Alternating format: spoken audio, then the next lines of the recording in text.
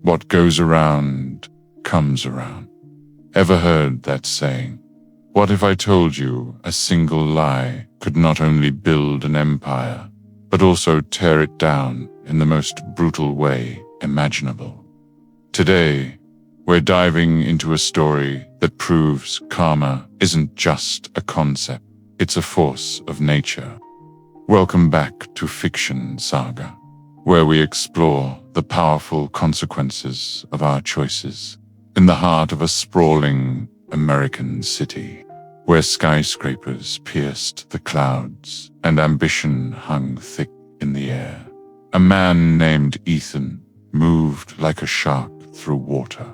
He was a master of his craft, a salesman whose smile was as polished as his expensive leather shoes. His phone was a weapon, and his words were bullets coated in honey. Trust me, he'd purr to a client on the line.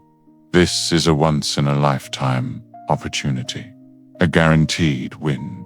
But the only thing guaranteed was Ethan's commission.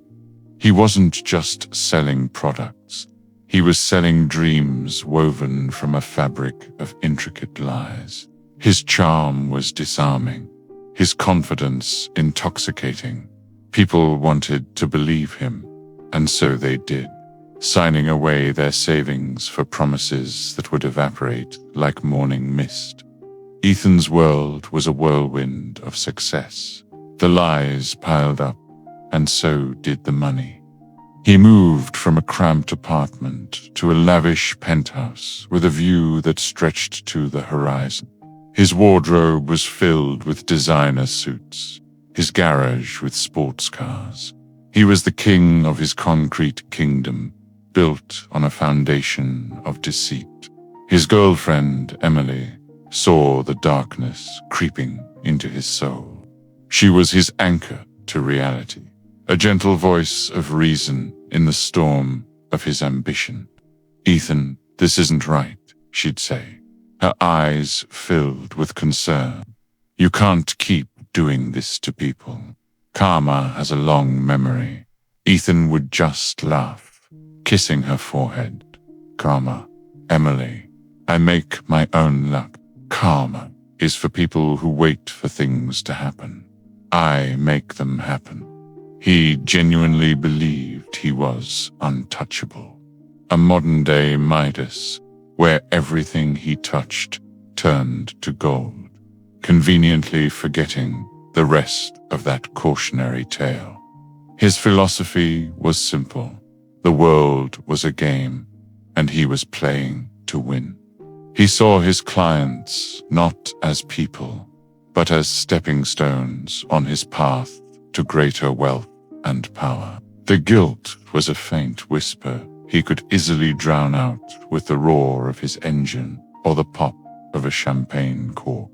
He was living the high life, convinced that the rules didn't apply to him. Emily's warnings became background noise, a gentle hum he chose to ignore. He was on top of the world, and he couldn't imagine ever coming down. The turning point, the moment the universe decided to cash in its karmic chips, came in the form of a man named Mr. Walker.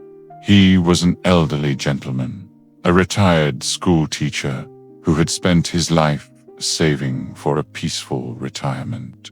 He walked into Ethan's office with a heart full of hope and a lifetime of savings.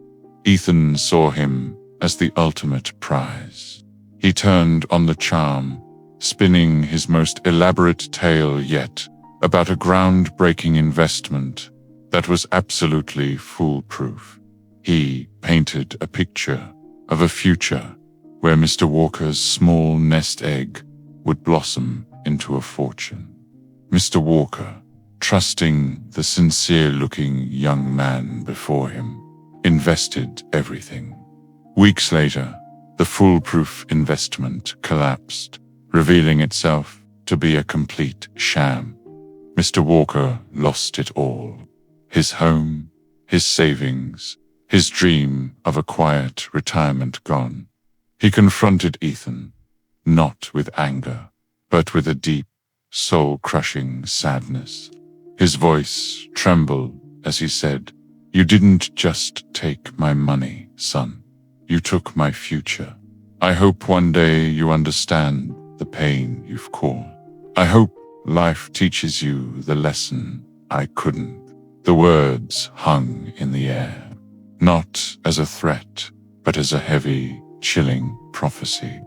Ethan, for the first time, felt a flicker of something uncomfortable, a sliver of guilt. But he quickly pushed it away, telling himself it was just business. The universe, however, had heard Mr. Walker's quiet plea. The fall was as swift as it was brutal. One morning, Ethan arrived at his gleaming office to find his world turned upside down. A huge sum of money had vanished from a company account, and a colleague, jealous of Ethan's success, had expertly framed him for the theft. The evidence, though fabricated, was convincing. The same charm and slick reputation that had built his career now worked against him. Everyone assumed the master manipulator had finally taken it one step too far. He was fired on the spot, his name dragged through the mud. The news spread like wildfire. His clients, realizing they'd been duped, filed lawsuits. The empire crumbled. The penthouse was sold. The cars were repossessed. Emily, unable to watch him self-destruct and hurt so many people, finally left. In a matter of months, Ethan had lost everything: his job, his wealth, his reputation, and the only person who truly cared for him. The stress took a devastating toll on his health, landing him in the hospital with a stress-induced illness. He was broken, alone, and at rock bottom. After his recovery, a humbled and unrecognizable Ethan found work at a small local diner. He bussed tables, cleaned floors, his hands now calloused from honest labor instead of soft from counting cash. The work was grueling. The pay was minimal, but for the first time in years, he felt a strange sense of peace. He was earning his keep, one plate at a time. One rainy afternoon, an elderly man walked in, shaking the water from his coat. It was Mr. Walker. Ethan's heart stopped. He wanted to hide, to disappear, but there was nowhere to go. Mr. Walker sat down, and as Ethan approached to take his order, their eyes met. A flash of recognition crossed Mr. Walker's face, followed not by anger, but by a sad, knowing look. He simply ordered a coffee. As Ethan served him, his hands trembled. He finally worked up the courage to speak. "Mr. Walker," he whispered, his voice cracking. "I am so sorry." Tears streamed down his face. He confessed everything, the shame and guilt pouring out of him. Mr. Walker listened patiently, then reached across the table and placed a hand on Ethan's arm. "I know, son," he said softly. "I see it in your eyes. I forgive you. Now you need to forgive yourself." That simple act of grace was the final crack in Ethan's hardened heart. True remorse, a feeling he had run from for so long, washed over him completely. From that day forward, Ethan was a changed man. The old, arrogant hustler was gone, replaced by someone seeking redemption. He continued his humble job, but he found a new purpose. He started volunteering at a local community center, using his innate understanding of finance not to deceive, but to help people manage their money. He offered free workshops, teaching financial literacy to those who, like Mr. Walker, were vulnerable to predators like his former self. He slowly began to rebuild his life, not on a foundation of lies, but on a bedrock of honesty, humility, and a genuine desire to help others.